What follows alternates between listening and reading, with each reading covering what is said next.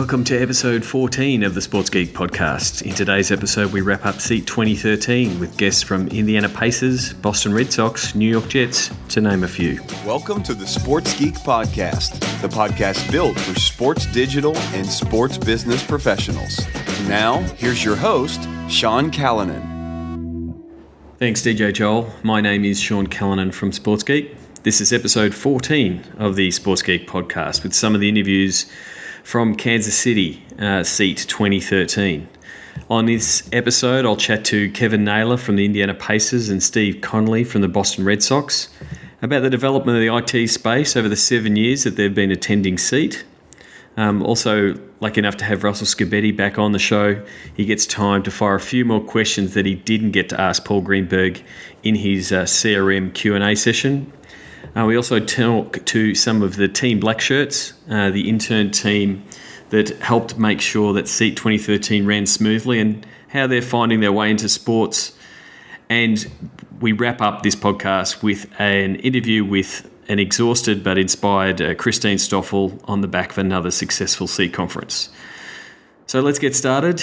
And here is an interview with a couple of good mates of mine, Steve Connelly and Kevin Naylor.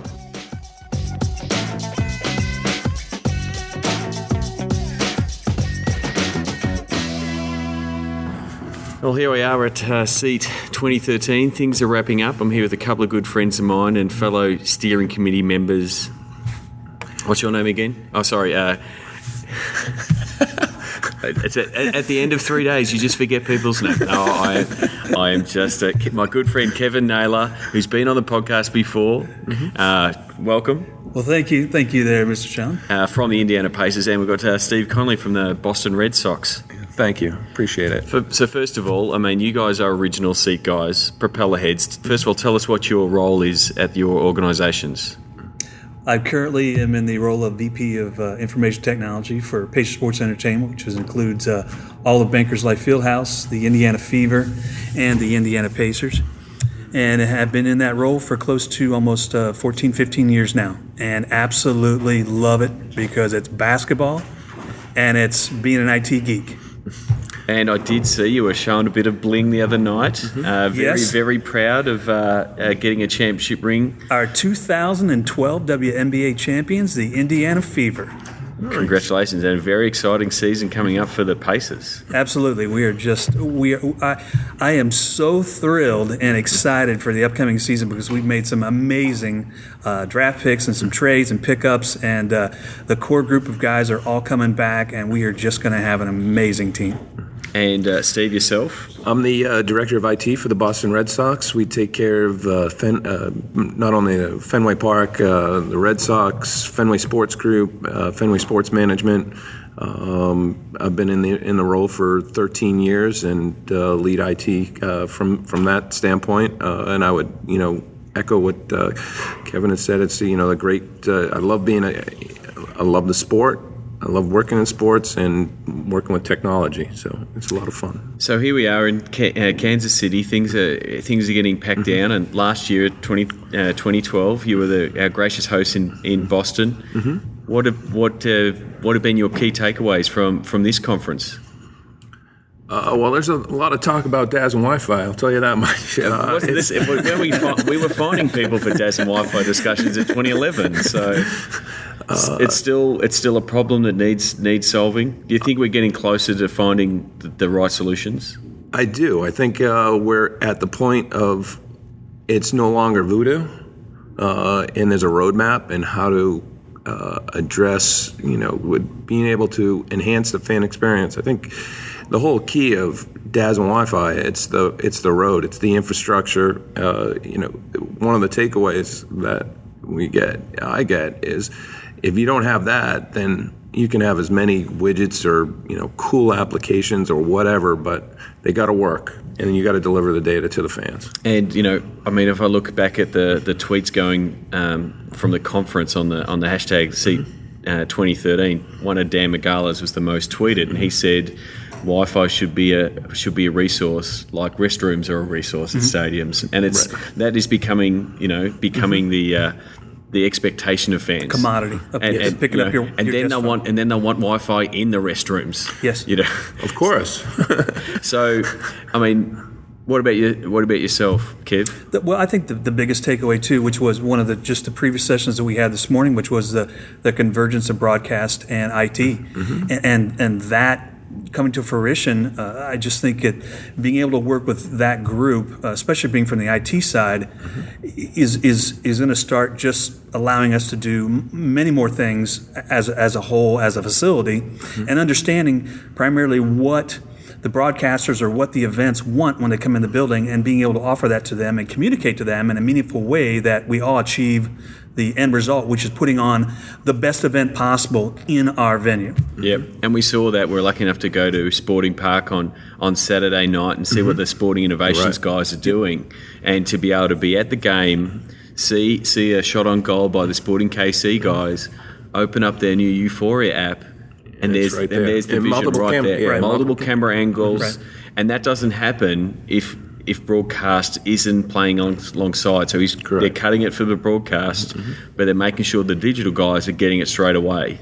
And that's, it does help that the Sporting Innovations are managing the whole pipeline. Right. The seamless integration of all of this coming together. Right. Yeah, and so that will, that's the stuff that will enhance that fan experience. That's been one of the big terms for the conference, both in the social digital side, but also, the stadium architecture. We just saw the guys from the Barclays Centre take through both their app for the centre itself, but then also how it integrated with the team app, and just to make it a better experience, whether it be getting through the concession line, getting the video, upgrading their seats. Right.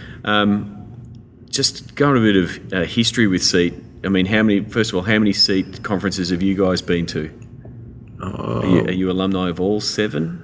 I'm in 6, I think. 6 as well. I missed the first year, I think, which was Arizona. Yeah. Well, I'm 3. Christine Stoffel's done an absolutely remarkable job. I was there in 2011 when it was in LA, and it was just the propeller heads. It was just us guys. Yep. And good friend of ours, Shane Harmon, and I were the only digital guys. So who are these newbies coming in? But now to have these 2 extra tracks and to have teams bringing multiple people. How have you seen the transition from those first years where it was all you CIOs and IT folk getting together trying to solve these problems? How have you seen the change with the expansion of the conference? Well, I personally think it's a reflection on how the business has changed as well, and teams trying to get a hold of or wrap their arms around what the fan expectation, Facebook, Twitter, what have you, that on the social side, and working with IT to make that all work together. It's there's a convergence that has to happen not only at the conference, but within the office as well. Yeah, and it is breaking down those silos. Like you have all these CRM guys saying, we want all this data crunched, but they need servers, they need they need database tuned, they need to get the access to the APIs, they need to be able to get their data out. Right. Like we were talking before with Christy King from the UFC, one of the biggest problems they have is they take all this great video, but they can't smash the bandwidth in the stadium to get it out. So there's looking at technologies where they can, get it out without taxing the bandwidth of the stadium, because they want that for the fans. So they're some of the things that you've got to look at.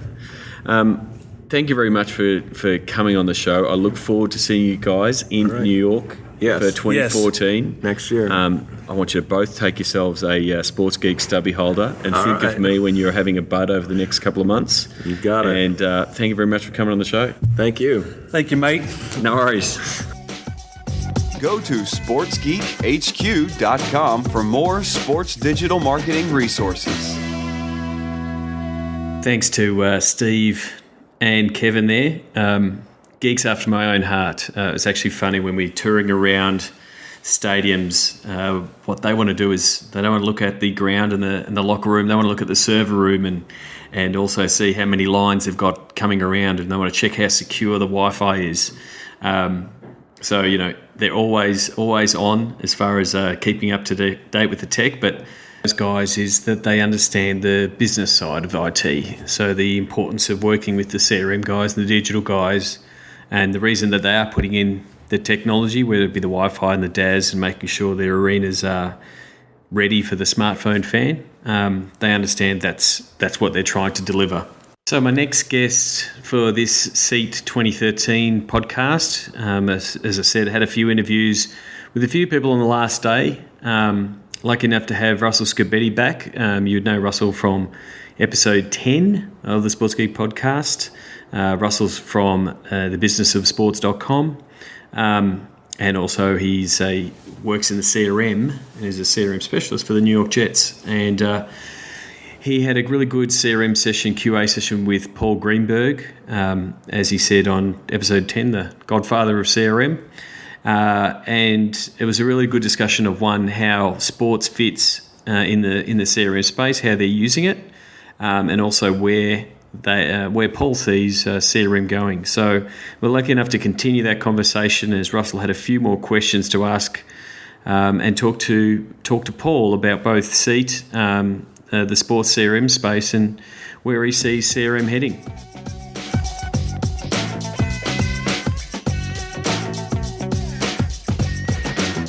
Okay, here we are at Seat Conference. We've snuck a little way here in the Atlanta room. We've got a couple of special guests. One guy who's already been on, I'm not going to ask him about cricket this time.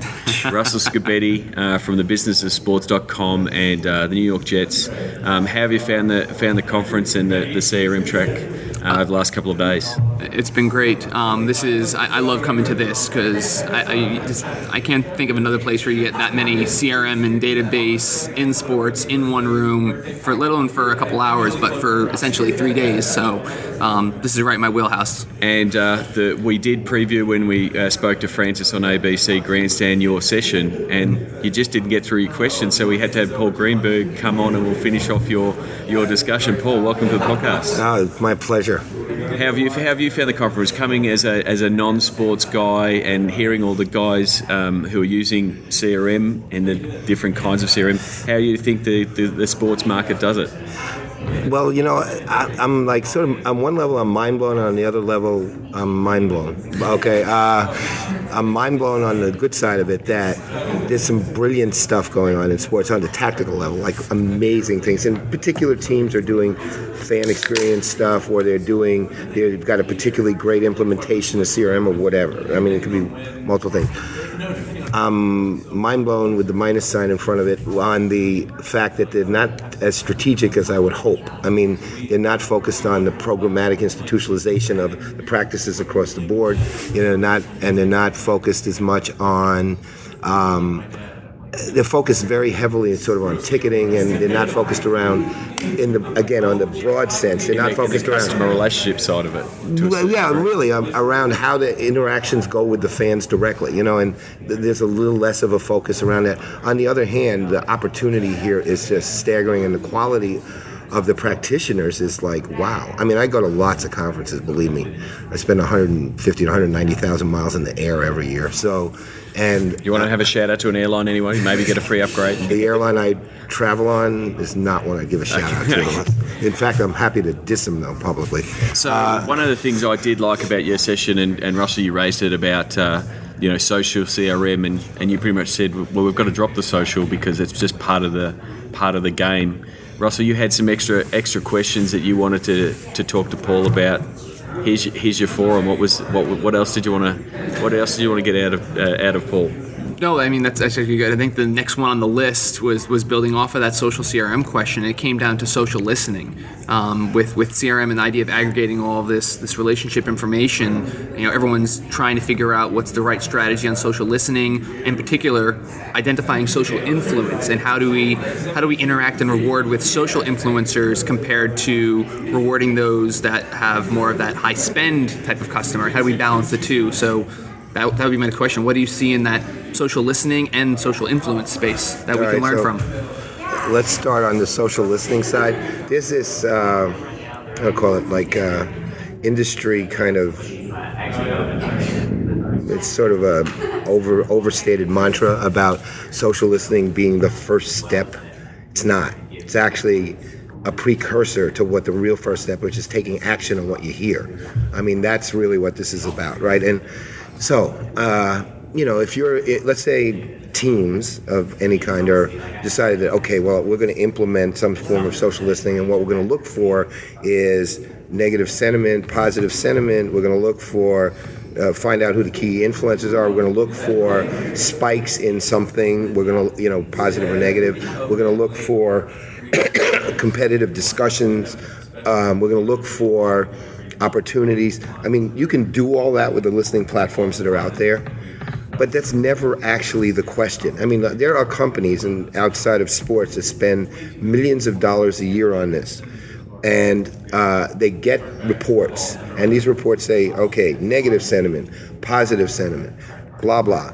And they do nothing. And they literally do nothing but read the report. And in sports, I mean, the sentiment can change. You have a couple of bad weeks and everyone hates you, but it doesn't really change their passion for the team. It's just showing that how much it hurts. Look, so the sentiment can get muddied in sports. You're nailing it. You're nailing the key, actually. Look, if you go into #Yankees on a given day, I mean, if you actually paid attention to that, you'd literally shut the team down and get out of New York as fast as you could. I mean, I work with the social guys, and sometimes they're reading the Facebook feed or the Twitter feed, and if there's a bad performance or something, that they just get smashed. And I say, you just have to step away and let the fans show their passion and vent. They're not having to go at the team or the operator. It's just how they go. Team. So how do you go from that social listening, crowd listening of here's what they're saying, to an example like you gave in your presentation, where you see someone complaining about their tickets and you can have that transactional conversation with that one fan? Do you want to just quickly recap that story you told? Yeah, the story essentially, and this team was working was put out a search for the team tickets, and found a guy who decided, who had tweeted recently, starting to second guess my decision not to renew my tickets. And rather than, I mean, that could show up in a report, but rather than just looking at it and treating it as sentiment, they responded to them. They said, hey, I'd love to talk to you. Do you mind if I send you a direct message? The guy responded, said, yeah, who are you? What do you want to talk about? And explained, I work for the team. I saw your tweet and just wanted to, let you know, see if I could help you with anything. He goes, yeah, I thought about it, and tickets were too expensive. And they had a little bit of a dialogue back and forth. And ultimately, the guy said, well, thanks for letting me know. Listen, I'll reach back out to you. I'll think about it in the next couple of weeks. And it didn't even take a couple weeks. Literally 2 days later, the guy sent a direct message back and said, hey, I'm ready. I think I want to do it, but what's the best you can do at this price point, what he was comfortable with? Got a phone call from the rep and closed them that day. And this is and the thing is, fans are getting, you don't get to pick your communication channel. They will communicate in the channel they want. And from a cost point of view, it's far easier to have that conversation on Twitter, and have that backwards and forwards, because you can get them to the close to go, oh, here's the link, just sign in and you're done, compared to the 10 to 15 minutes you might do on the phone. I mean, you still have to close in that sense, but if you can accelerate that with that social, having a team that's looking for that kind of stuff. I know we've done it, especially with teams that are just starting out. I say from a social point of view, you have got to be over-servicing that market to be there all the time. Within a big established brand like NFL teams, NBA teams, they shouldn't neglect those principles. So is it a tool, or is it more of a process to get that kind of thing right? Well, I mean, ultimately, you assume this: there are multiple communications channels you have. There are channels where, on the one hand, you literally communicate, and on the other hand, you're tracking for data purposes. On a third hand, you're using that data for insights, which allow you to communicate better. All right. Each of those channels, because they are separate channels, has a different protocol associated with it. So, for example, if it's Twitter, there's an expectation of a very quick response. If it's a phone, most people are just pissed off that you don't get a fast response, but they can live with a slower response. If it's email, there's hours to a day or whatever involved in that level of response. With Twitter, if it's a problem, there has to be a very rapid escalation. So you have to have somebody who can respond, again, quickly, but maybe at a more supervisory level. And then so there's issues of how you empower employees and staff there. You have to know the protocol for every channel. That's the nature of my hand, right? It moves on its own. And I guess the other thing with, we all, on Twitter, and it's great, but it's very hard because that customer expectation is very tough. Like you see that single case and a team or one of their staff might reply, but then if you start replying to fans at 9:30 at night, 10:30 at night, on weekends, that becomes a customer service expectation. So you've got to have that balance. Sure. Paul some of this came up in the conversation yesterday, and Paul had a great point. I'm going to steal it from him, and it comes down to it's a basic expectation of service. I mean, you have to maintain that level of being able to resolve problems and be able to make it easy for people to do the things that they need to do or get the answers they need to get. It doesn't mean you always need to be answering every tweet or engaging with every social channel or going above and beyond, because what's going to happen is, to Paul's point yesterday, you're going to raise the bar and create an unmanageable level of expectations. You can't staff it, and the customers will find you're creating disappointment. And so I think, then you want to, you did make the point, you don't have to like your customer, but you have to keep delighting your customer. Did I get that right? No, it's actually, you don't have to always delight your customer, but you always have to meet their expectations, which means you love your customer, everybody does, but you don't have to always delight them. That's actually ridiculous if you think about it. I mean, look, ultimately, who wants to be in a permanent state of ecstasy, right? I mean, it doesn't work. And you have to find a balance. I mean, there was talk on the loyalty side where they were talking about the loyalty systems, and it's like, well, you can't reward every fan with a big screen TV, because then fans will go, well, hang on, and there'll be that entitlement. Well, again, it's not delight once it's an expectation, right? Yep. You're just meeting an expectation. That's a whole other level. And the great thing about doing on Twitter is when you have that conversation with one person or two people, sometimes it's going to be private. There's certain things like that example I gave you needed to be a private conversation, but there's others where just by interacting with one or two people, you're sharing the information that 100 or 200 or 1,000 people are also gleaning from. So you get the benefit of the one-to-one and reaching multiple people. Yeah, and we teach that a lot. If you're going to answer a question that does help the many, you want to answer it to the many. It's great having the replies in that private conversation, but you want to answer the question for the people who might not have even asked the question yet. But then the other real valuable thing is just to show the fans that you are listening. Right. So they know that, this is a channel that they're taking seriously. And I think the teams that are doing it well are treating it like that. Now I know we're really, really rushed for time, and I'll have to get you guys back on in a Skype form. Russell, a key takeaway for you from the conference?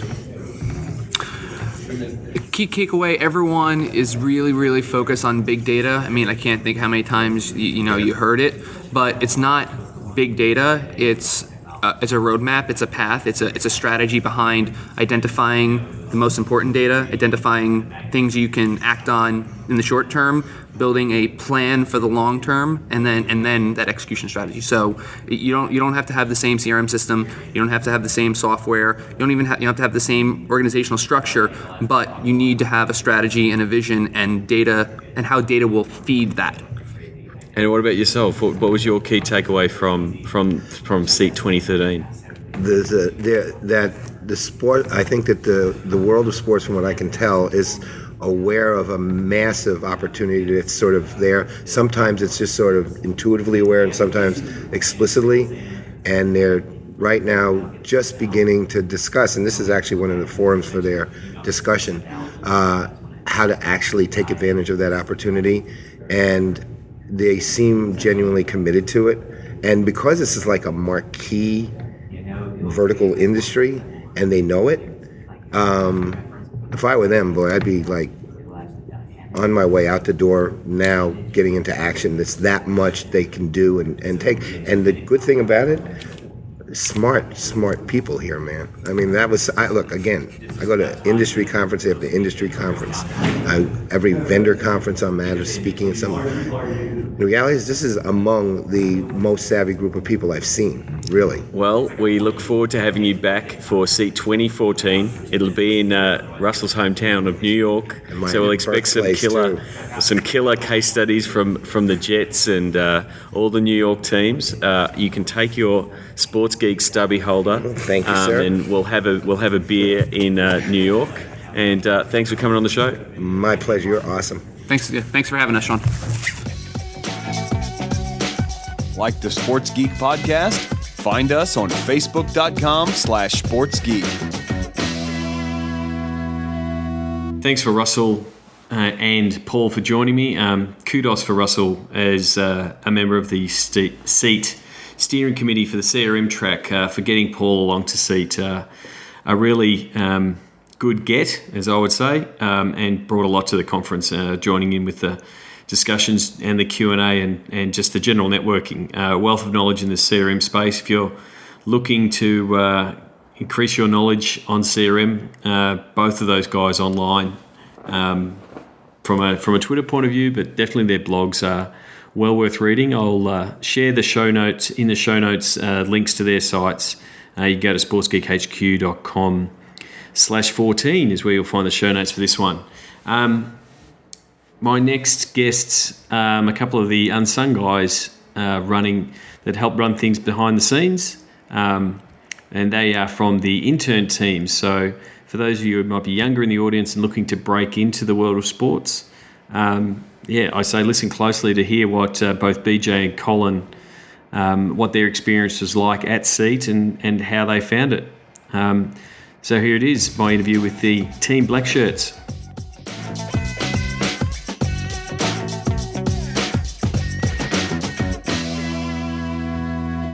And another interview from SEAT Conference, and I'm here with a couple of Team Black Shirts. Team Black Shirts were the intern team at SEAT Conference, and I've got BJ Scott. How's it going? G'day, mate. How you doing?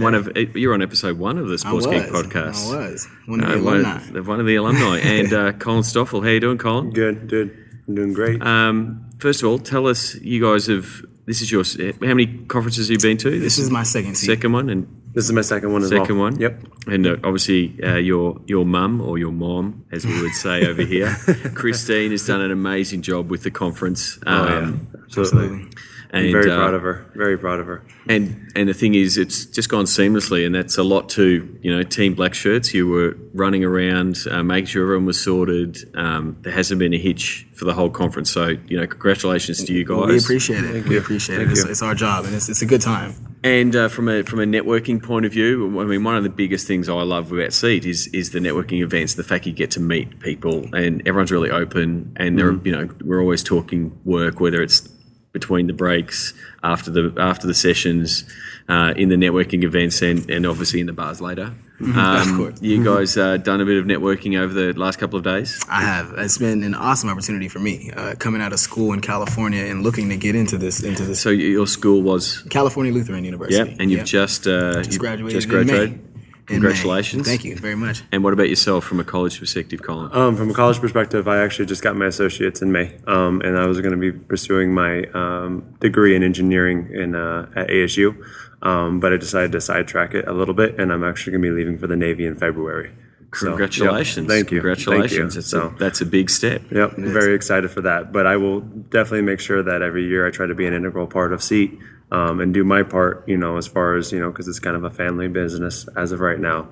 And so to make sure to be here and help out and do everything I can. So I mean, to people who are listening who are trying to break into the sports business, what are some of the things that you guys have done? Because it's a very competitive market. Sports is very, it's a highly attractive vertical. From what I see a lot of people working in sports, and they think it's the glamour. You're hanging out with all the athletes and stuff like that, and it's not that. It's not that. But you've got to be careful. I do see people working in sports that I would term jock sniffers. That all they want to do is hang around with the athletes. But once you meet all these people here who are hardworking, they're setting up the Wi-Fi and the DAS, as we've discussed with guys here, or doing the CRM or running social and digital. Where do you want to? Have you sort of decided where you want to go, or you just want to get your foothold in and you'll take whatever you can get? My goal would be to get into the CRM space, or maybe even into the social media space. But just in marketing, to get my feet wet, as you said. It's difficult to get into this. It's an uphill battle, but it's all about networking and kind of being a sponge of the business and having this opportunity here at SEAT 2013. You just soak it all in. I've been able to see a myriad of keynote speakers and hear things that I never even was exposed to prior to coming here. So It definitely gives you a different perspective on the sports world, and it's Well, like, I mean, I look forward to hearing what you're doing in the next 12 months because, like, I'll tell a story that was actually relayed in the bar last night. I'll keep the names and the teams out to keep everyone innocent. But it was one of the keynote speakers who's, now really forged a really strong career in sports business. But, he was talking about 10, 15 years ago when he was in ticket operations, handling complaints from drunk fans, angry fans. But that's how the business starts, and then you find your niche. Absolutely. I mean, I started my business only 4 years ago, but I did IT for 15 years, and you can jump from department to department or different verticals. So there is so many things, so many places on offer in the sports business sort of spectrum. It is a matter of getting in there, finding out what you can offer. But the thing is, you've just got to get out there, push yourself, help out where you can. I was talking to Todd Cafflish the other day, and his daughter Kylie is one of the Team Black Shirts, and I was awesome. I was commenting at how good she's been in being helpful, like you guys, and he said, well, of all the people that I see from a young point of view coming into sports organisations, you've got to be invaluable and you've got to go those extra yards. Right.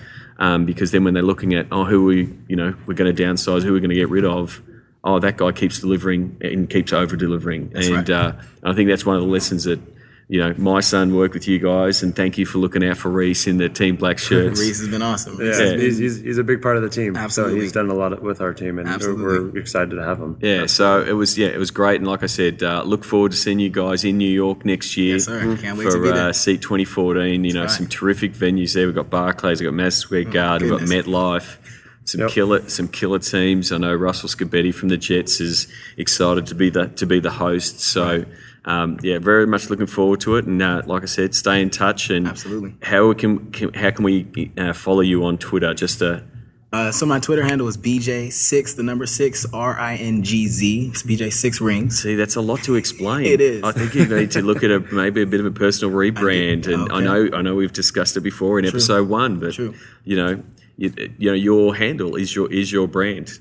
I mean, because you have to explain the Z and the 6 and But thank you very much for coming on. I appreciate it. Thanks for having us. We've already connected on LinkedIn. I'm going to give you guys both a big recommendation on LinkedIn because I think you've done a great job. I appreciate it. And Colin, I look forward to. Hopefully we might see you at SEAT next year. But absolutely. if you're out of college, congratulations on doing that, and I look forward to working with your mum over the next for the next conference in New York. And I'm hoping maybe if I'm swinging through Australia, I'll make sure to keep in contact. Hey, definitely. If you're down in Melbourne, we're more than happy to show you around. It's a great town. We'll take you to a football match. So I look forward to it. I would absolutely love it. All right, absolutely love it. All right, cheers, guys. All right, thanks a lot for having us, Sean. You're listening to Sports Geek Podcast. Send us a tweet to @SportsGeek. Thanks again to Colin and BJ for being part of SEAT as Team Black Shirts, and a big shout out to all the guys who were part of Team Black Shirts. They did a great job keeping the conference moving smoothly, and thanks again for looking after, including, I should say, my son Reese, who was also part of the Team Black Shirts. I can't really finish up a podcast about SEAT 2013 without chatting to Christine Stoffel, who put it together. So Christine, an absolute great job. Here is my interview with Christine and Todd Cafflish, who's been on the podcast before, just wrapping up SEAT from Kansas City.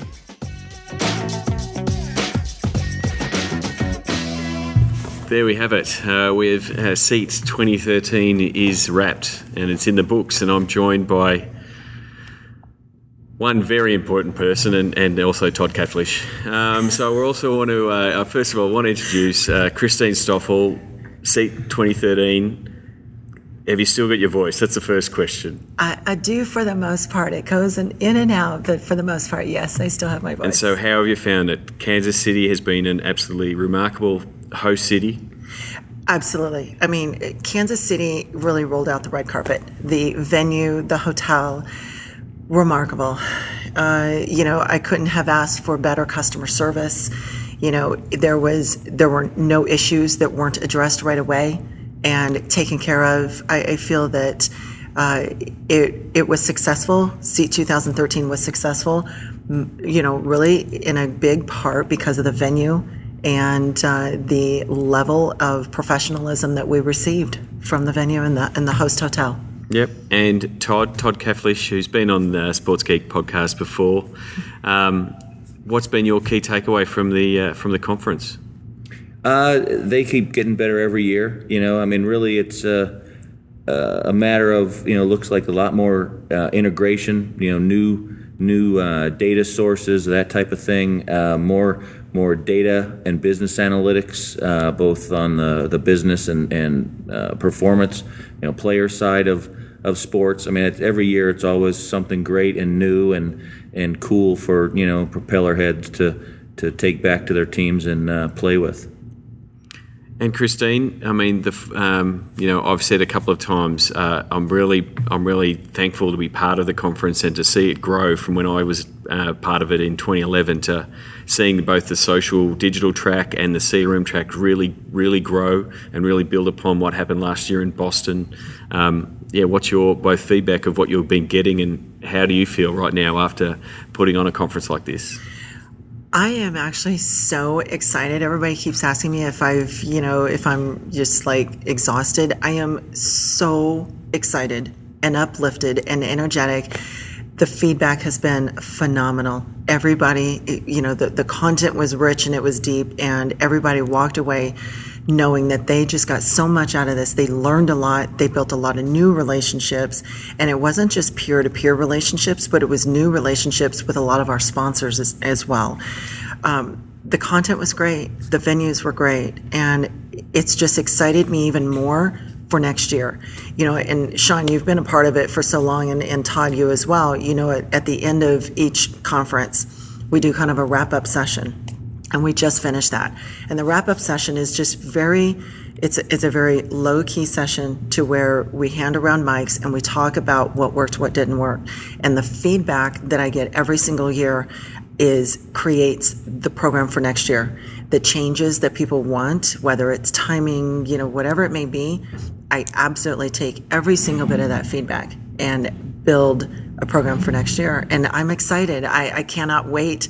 I don't know that I'm going to really even take any time off because I'm so excited to start working on next year. So that leaves us with the question, next year, where are we going? We are going to New York City. And we are actually, New York City is a great city. We've got the leagues there. We've got so much to see. Barclays Center, Madison Square Garden has done some amazing renovations there, and they really want us to showcase that. Of course, the New York Yankees have a new stadium. The Jets and Giants have a new stadium. The Mets have done a lot of work. There's so much to see, so we've really got to figure out, what we can actually make time for. But everybody seems to be really excited about going back to New York City, and we will probably make this a path for about every 4 years, going back to New York City.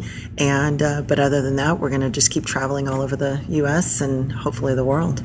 And so, Todd, over the next 12 months, as a steering committee member like myself, we get to stay in touch and help develop the program. I was talking to a few of the CRM guys. This was their second year, and they're like, "Oh, last year was good, and this year we want to change some things." And I'm like, "It's your conference, guys. You drive it. If you want more deep dive sessions on how to do stuff." And so talking to guys like Aaron Lavallee and Russell Scobetti, they're like, yeah, we're going to step up and take charge of this part of the conference, and that's the beauty of the conference. We get to mold it, don't we, Todd?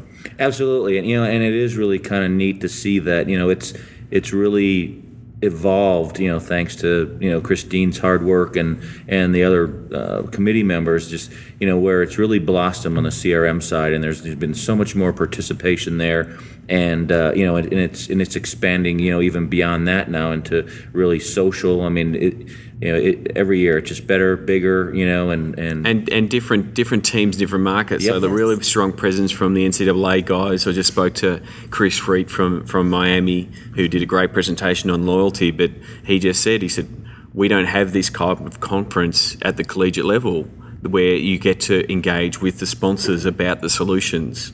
it's not just a networking event. We love the events and all that, but you actually get to talk, have a meaningful conversation with the vendors because they're working with the different teams and they're talking about what they've done. So I've spoken to a few NCAA people that are saying we're going to bring more of them back, and I'm sure New York City will be a big draw for everybody. Yes, we're very excited. And you brought up a good point that it is, SEAT is a peer-driven conference, and I believe it's actually one of the only one in the world. And I don't create the agenda. I personally don't create the content. It's gathered from the industry professionals and those that live and work, that are deep in the trenches.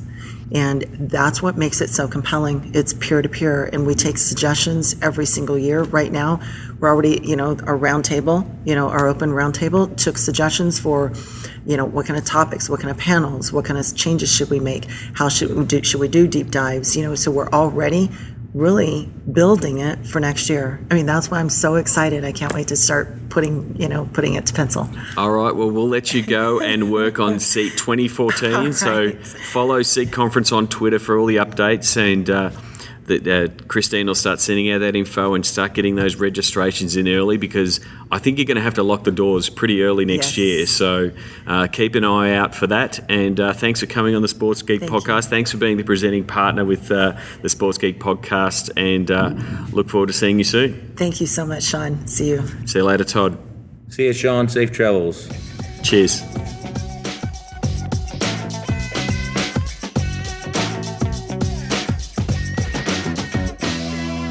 Well, that's a wrap from the SEAT 2013 edition of the Sports Geek podcast. Thanks to all my guests on this show.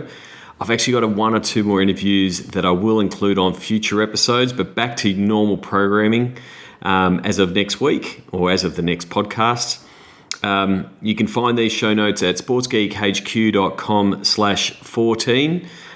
If you can do me a favour, and also do Christine a favour, please share this and tell more people about the experiences you had at SEAT. And if you did suffer from FOMO, as we were trying to achieve in sending out all the tweets and information from the conference, we'd love to see you at New York for SEAT 2014. That's it from me. I'm going to leave you with the sounds of the game this week, courtesy of our friends at Sporting KC. This is the noise that you would hear at Sporting Park as Sporting KC would go in for a free kick. My name is Sean Callanan from Sports Geek. You can find me at sportsgeekhq.com. And until next time, cheers.